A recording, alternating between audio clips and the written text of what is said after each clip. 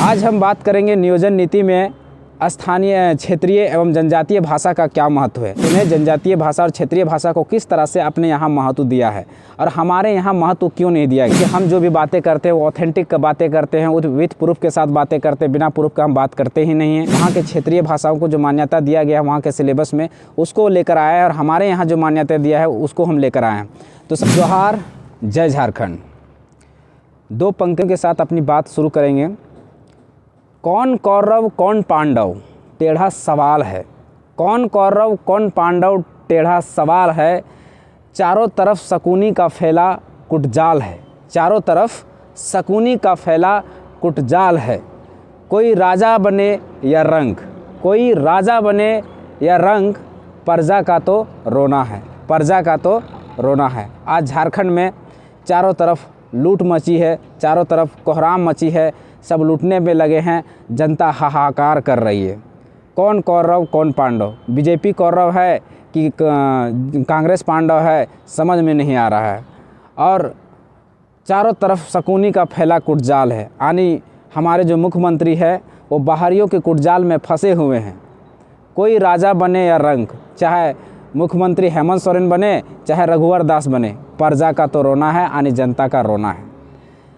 आज हम बात करेंगे नियोजन नीति में स्थानीय, क्षेत्रीय एवं जनजातीय भाषा का क्या महत्व है और अन्य राज्यों ने जनजातीय भाषा और क्षेत्रीय भाषा को किस तरह से अपने यहाँ महत्व दिया है और हमारे यहाँ महत्व क्यों नहीं दिया गया। हम शुरुआत करेंगे सबसे पहले सरकार के, राज्य सरकार के ही गजट से, क्योंकि हम जो भी बातें करते हैं वो ऑथेंटिक बातें करते हैं, विथ प्रूफ के साथ बातें करते हैं, बिना प्रूफ का हम बात करते ही नहीं हैं। तो आज हम अन्य राज्यों का, उड़ीसा का, बंगाल का, छत्तीसगढ़ का जो भाषाएं जो मान्यता दिया गया है, वहाँ के क्षेत्रीय भाषाओं को जो मान्यता दिया गया है वहाँ के सिलेबस में, उसको लेकर आया है और हमारे यहाँ जो मान्यता दिया है उसको हम लेकर आए हैं। तो सबसे पहले अब हम दिखाना चाहेंगे कि क्षेत्रीय व जनजातीय भाषा के लिए पहली बार बना सिलेबस। इसमें जो है 18 भाषाओं को शामिल किया गया, जिसमें से मुंडारी, पंचपरगनिया, खड़िया, संथाली, भूमिज, हो, खोरठा, कुड़ुक, नागपुरी, बिरजिया, कुरमाली, बिरहोर, मालतो, असुरी सहित। तो ये भाषाएं तो हमारे यहाँ के हो गए। अब इनमें 4 भाषाएं जो है, जो हमारे यहाँ के क्षेत्रीय भाषा नहीं है, उसको भी शामिल कर दिया गया। जैसे में अंगिका, उर्दू, भोजपुरी और उड़िया, ये भाषाओं को शामिल कर दिया गया जो झारखंडी भाषा नहीं है, झारखंड का क्षेत्रीय भाषा नहीं है। उसके बाद भी जब नियोजन नीति रद्द हो गया हाईकोर्ट में, तो वहाँ नियोजन नीति रद्द होने के बाद क्या हुआ कि अब क्या कर रही है कि सरकार हिंदी और इंग्लिश को भी क्षेत्रीय एवं जनजातीय क्षेत्रीय भाषा में शामिल करने जा रही है, जो कतई उचित नहीं है। कैसे कतई उचित नहीं है? क्योंकि क्षेत्रीय भाषा एक बैरियर है, एक घोरना है जो बाहरी लोगों को रोकने का काम करती है। अब ये क्यों शामिल कर रही है? जब हाईकोर्ट में एक प्रश्न आया कि आपने, सरकार के जो थे उन्होंने पूछा, वहाँ पर जज लोगों ने पूछा कि आप हिंदी और इंग्लिश को किस आधार पर हटा दिए? तो बोला कि वो क्षेत्रीय भाषा नहीं थी, इसलिए हम उसे हटा दिए, हम क्षेत्रीय भाषा को तवज्जो देना चाहते हैं, उसको ज़्यादा संरक्षित देना चाहते हैं। बोला बहुत अच्छी बात है, ये तो होना ही चाहिए राज्य में, हाईकोर्ट ने कहा। फिर बोला कि आप फिर उर्दू को किस आधार पर शामिल कर दिए? वो भी तो क्षेत्रीय भाषा नहीं है। तो सब सरकार की मुँह बंद हो गई और उसी में नियोजन नीति सिलेबस वाला खारिज हो गई। अब ये सरकार उर्दू भाषा को हटा देती तो सारा समस्या समाधान हो जाता, हिंदी इंग्लिश भी हट सकती थी। लेकिन अब क्या किया, उर्दू ना हटाने के चक्कर में क्या किया कि हिंदी और इंग्लिश को भी शामिल करने जा रही है। अब देखिए कि हिंदी इंग्लिश को शामिल करने से क्या प्रभाव पड़ेगा, जबकि उर्दू क्षेत्रीय भाषा नहीं है, ये पूरा दुनिया जानती है। उर्दू अंतर्राष्ट्रीय भाषा है, राष्ट्रीय भाषा है, क्षेत्रीय भाषा नहीं है। क्षेत्रीय भाषा उसको कहते हैं जो उसी क्षेत्र में बोली जाती है, उसके अलावा कहीं नहीं बोले जाते, उसको क्षेत्रीय भाषा बोलते हैं। राष्ट्रीय भाषा वो है जो एक राज्य के अलावा दूसरे राज्यों में बोला जाता है, वो राष्ट्रीय भाषा है, जैसे उर्दू बोली जाती है। अंतर्राष्ट्रीय वो भाषा है जो एक देश के अलावा दूसरे देश में भी बोला जाता है, उसको अंतर्राष्ट्रीय भाषा बोलते हैं। उर्दू भी 8 स्टेट में 8 कंट्री में उनको मान्यता प्राप्त है, तो उर्दू कैसे हो सकती है?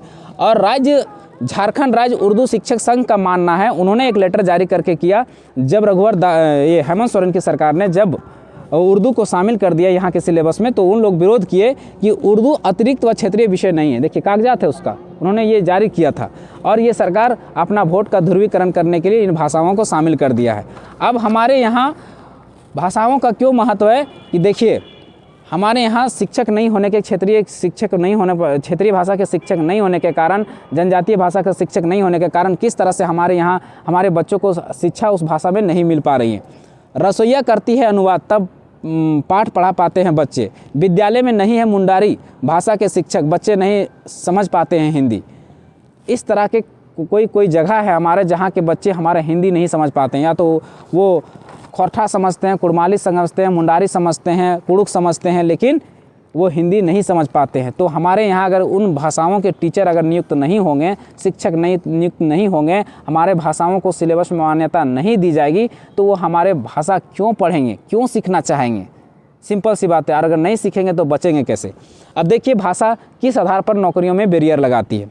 हम उड़ीसा का नियोजन नीति को निकाल के लाए हैं, जिसमें लिखा हुआ है, वहाँ का फॉर्म भरने के लिए एलिजिबिलिटी में लिखा हुआ है कि क्या आपको अनिवार्य होना चाहिए। लिखा हुआ है कि other eligibility condition, he she must be able to read write and speak Odia. मतलब अगर ओडिया, आप उड़ीसा में कोई फॉर्म भरते हैं, वहाँ उड़ीसा की सरकार ने कह दिया है कि हम 90% हम अपने लोगों को नौकरी देंगे, 10% बाहर के लोगों को देंगे। लेकिन टर्म एंड कंडीशन भी रख दिया कि उसमें से आपको उड़िया आना ही पड़ेगा। अब जब उड़िया आएगा नहीं तो लोग फॉर्म भरेंगे कैसे? उड़िया आएगा तभी तो फॉर्म भरेंगे। इसलिए कह दिया कि ही she must read and right, मतलब आपको पढ़ना, बोलना, लिखना आपको उड़िया आना चाहिए। आप ना आपको उड़िया आएगा ना आप फॉर्म भर सकते हैं। यानी 10 गो जो सीट ओपन छोड़ा था उसमें भी पूरी तरह से उड़िया लोगों का कब्जा हो गया। आगे का एक कॉलम और जोड़ता है कि passed middle school examination with Odia as a language subject. आपको उड़िया भाषा जो है वो मिडिल स्कूल कम से कम पास करना पड़ेगा उड़िया लैंग्वेज में। आप मिडिल स्कूल यानी मैट्रिक या इंटर आपको उड़िया लैंग्वेज में पास करना होगा, तभी आप वहाँ फॉर्म भर सकते हैं। यानी 100 में जो 10 सीट जो अपन छोड़ा था, उस 10 सीट में भी पूरी तरह से उड़िया लोगों को कब्जा हो गया। आगे एक और कॉलम जोड़ता है, कहता है कि पास्ट HSC और इक्विवेलेंट एग्जाम विथ ओडिया और medium of examination in non language subject. उसके बाद एक कॉलम और जोड़ता है कि passed in Odia as language subject in the final examination of class 7 from या school of educational institute recognised by the government of Odia और द सेंट्रल गवर्नमेंट। मतलब आपको जो ओडिया पास किए हैं, जो ओडिया पास किए हैं, जहाँ से पढ़ के पास किए हैं, वो जो रिकॉग्नाइज्ड यानी रजिस्ट्रेशन जो है वो उड़िया सरकार से होना है। मान लिया जाए झारखंड में कोई इंस्टीट्यूट है और यहाँ उड़िया भाषा की पढ़ाई होती है, अगर हम यहाँ से पढ़ के गए हैं और अगर वहाँ नौकरी लेना चाहते हैं तो नहीं ले सकते, वहीं का रजिस्ट्रेशन होना चाहिए इंस्टीट्यूट का।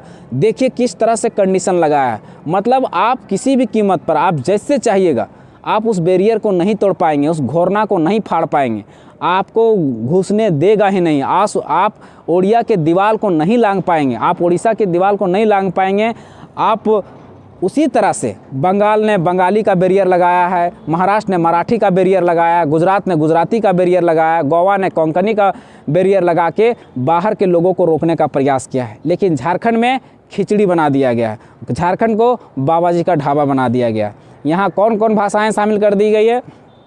उर्दू, उड़िया, अंगिका, ये सारी भाषाएं, और अब तो हिंदी इंग्लिश को भी जोड़ने का प्रयास कर रही है, जो एकदम गलत है, एकदम निंदनीय है।